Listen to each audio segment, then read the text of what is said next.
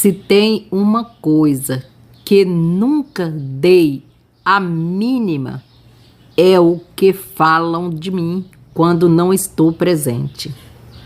Se falam, é porque admiram minha capacidade de lutar e vencer. Essas palavras ao vento, esses sussurros, são apenas ruídos insignificantes que não tocam a minha essência, o meu caráter. Eu sei quem sou e o valor que carrego aqui dentro. Sou definida pelas minhas atitudes, minhas ações e a resiliência que trago diante das dificuldades.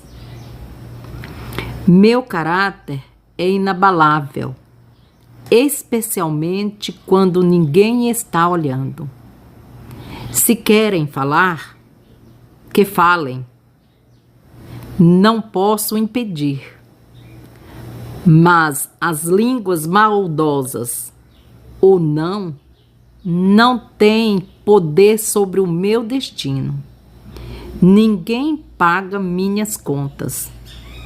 Ninguém enfrenta minhas batalhas. Ninguém conhece as guerras internas que venço todos os dias. Minha força vem do alto, do eterno Criador Iá.